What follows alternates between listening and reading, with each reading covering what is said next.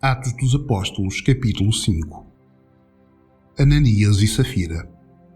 Mas um homem chamado Ananias, casado com uma mulher que se chamava Safira, vendeu um terreno e só entregou uma parte do dinheiro aos apóstolos, ficando com o resto.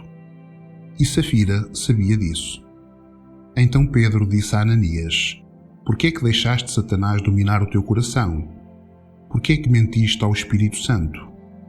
Por que é que ficaste com uma parte do dinheiro que recebeste pela venda daquele terreno?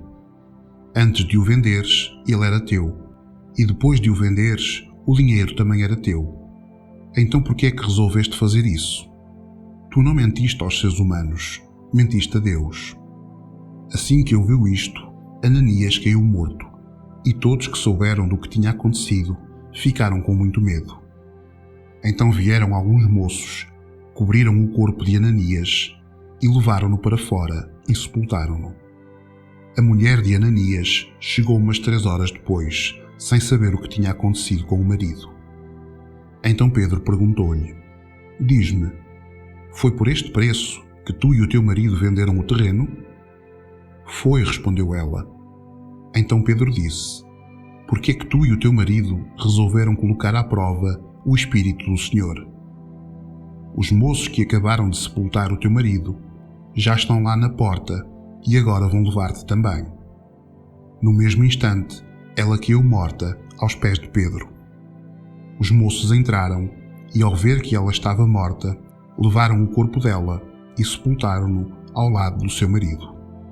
E toda a igreja e todos aqueles que souberam disso ficaram apavorados. Milagres e maravilhas. Os apóstolos faziam muitos milagres e maravilhas entre o povo e os seguidores de Jesus. Reuniam-se no alpendre de Salomão. Ninguém de fora tinha coragem de se juntar ao grupo deles, mas o povo falava muito bem deles. Uma multidão de homens e mulheres também creu no Senhor e veio aumentar ainda mais o grupo. Por causa dos milagres que os apóstolos faziam, as pessoas colocavam os doentes nas ruas, em camas e esteiras. Faziam isto para que, quando Pedro passasse, pelo menos a sua sombra cobrisse alguns deles. Multidões vinham das cidades vizinhas e de Jerusalém, trazendo os seus doentes e os que eram dominados por espíritos maus, e todos eram curados. Os apóstolos são perseguidos.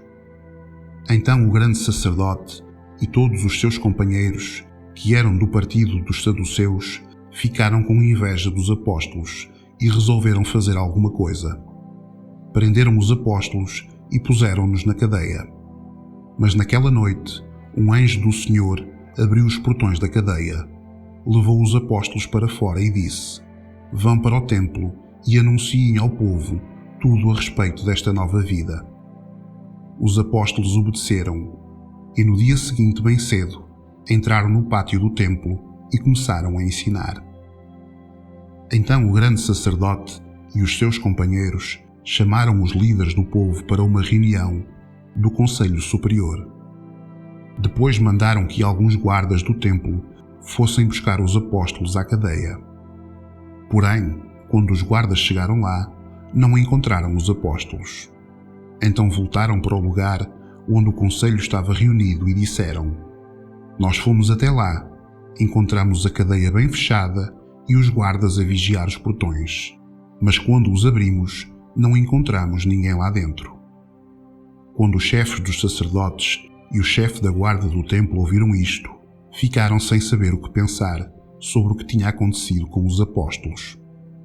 Nesse momento, chegou alguém dizendo: Escutem, os homens que vocês prenderam estão no pátio do templo a ensinar o povo.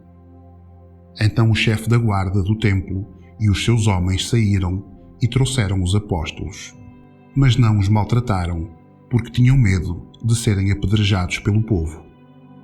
Depois puseram os apóstolos em frente ao conselho e o grande sacerdote disse: Nós ordenamos que vocês não ensinassem nada a respeito daquele homem.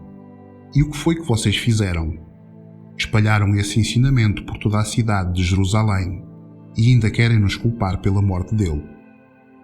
Então Pedro e os outros apóstolos responderam: Nós devemos obedecer a Deus e não às pessoas. Os senhores crucificaram Jesus, mas o Deus dos nossos antepassados ressuscitou-o. E Deus colocou-o à sua direita como líder e salvador para dar ao povo de Israel oportunidade de se arrepender e receber o perdão dos seus pecados. Nós somos testemunhas de tudo isso, nós e o Espírito Santo, que Deus dá aos que lhe obedecem. Quando os membros do conselho ouviram isto, ficaram com tanta raiva que resolveram matar os apóstolos. Mas levantou-se um dos membros do conselho, um fariseu chamado Gamaliel, que era um mestre da lei, respeitado por todos. Ele mandou que levassem os apóstolos para fora e os deixassem ali um pouco. Então disse ao conselho: Homens de Israel, cuidado com o que vocês vão fazer com estes homens. Há pouco tempo apareceu um homem chamado Teudas, que se dizia muito importante e que com isso conseguiu reunir 400 seguidores. Mas ele foi morto, todos os seus seguidores foram espalhados e a revolta dele fracassou. Depois disto, apareceu Judas, o Galileu, na época do recenseamento. Este também conseguiu juntar muita gente, mas foi morto e todos os seus seguidores foram espalhados. Portanto, neste caso de agora, não façam nada contra estes homens. Deixem que vão embora, porque se este plano ou este trabalho vem de seres humanos, ele desaparecerá. Mas se vem de Deus, vocês não poderão destruí-lo, pois neste caso estariam a lutar contra Deus. O conselho aceitou a opinião de Gamaliel. Então chamaram os apóstolos e chicotearam-nos, e então mandaram que nunca mais falassem nada a respeito de Jesus. Depois soltaram-nos. Os apóstolos saíram do conselho muito alegres, porque Deus tinha achado que eles eram dignos de serem insultados por serem seguidores de Jesus.